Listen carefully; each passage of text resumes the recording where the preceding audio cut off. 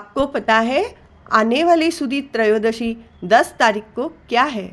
10 तारीख को त्रिलोकीनाथ, करुणासागर, करुणानागर, अनंत आस्था के आयाम प्रभु वीर का जन्म कल्याणक है। प्रभु का जन्म होते ही तीनों लोक में दिव्य प्रकाश छा गया, शांति छा गई, हर्ष और आनंद छा गया। प्रभु वीर तो वीर है जिन्होंने अपने माता के गर्भ में ही माता का अपने प्रति प्रेम जानकर ये अभिप्राय किया, जब तक माता पिता जीवित है मैं दीक्षा नहीं लूँगा।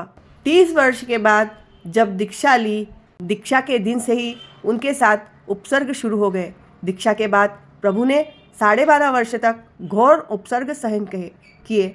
इन 12.5 वर्षों में प्रभु ईटलेस, स्लीपलेस एवं स्पीचलेस रहे। प्रभु तो सोना तो दूर, आलकी पालकी लगा के बैठे भी नहीं और सिर्फ 3 शब्द बोले, वो भी चंड कौशिक को तारने के लिए, बुझ बुझ चंड कौशिक।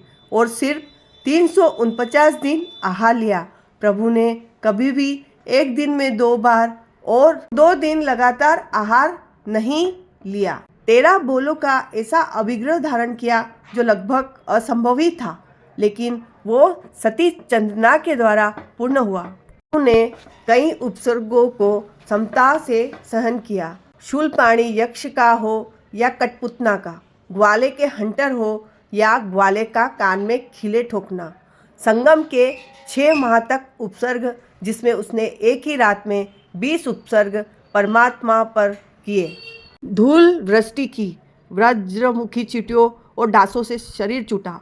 धीमे लिका ने शरीर खाया, बिच्छुओं ने डंक मारे, सर्पों ने डसे, नोलियों ने नखों से शरीर चूटा, चूहों ने काटा, हाथी हथनियों ने आकाश में उछाले और पैरों से मर्दन किया। पिशाच रूप में से डराए, व्याघ्रों ने फाल मारकर भयभीत किया। माता के रूप में आकर कहा, पुत्र क्यों दुखी होता है, मेरे साथ चल, तुझे सुखी करूंगी।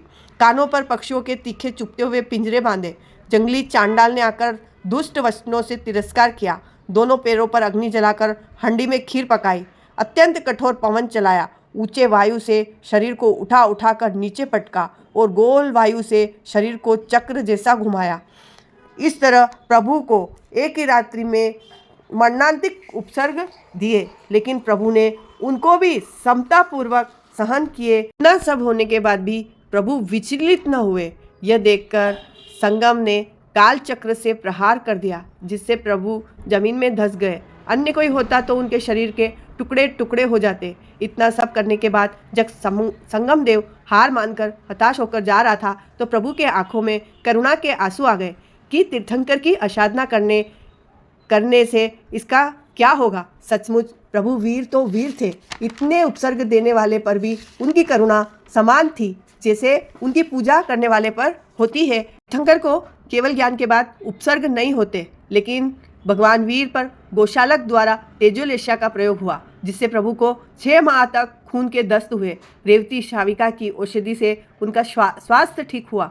वीर तो वीर है, समता के सागर, करुणा के भंडार। केवल ज्ञान के बाद भगवान महावीर स्वामी ने अपना एक एक पल भव्य जीवों के कल्याण के लिए दिया।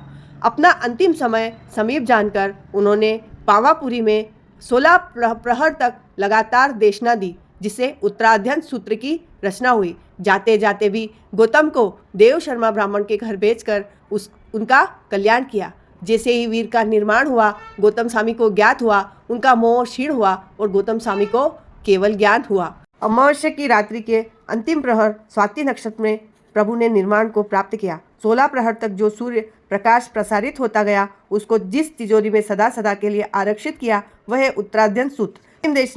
उत्तराध्ययन सूत्र परमात्मा की अंतिम देशना पर आधारित है, पर उसे सर्वप्रथम मुख्य शास्त्र के रूप में देखा और पढ़ा जाता है। यह समस्त आदर्श जीवन का निचोड़ है, सार है। मेरे कुछ गलत बोलने में आया हो, जिन आज्ञा विरुद्ध बोलने में आया हो, तुम इच्छा में रखो।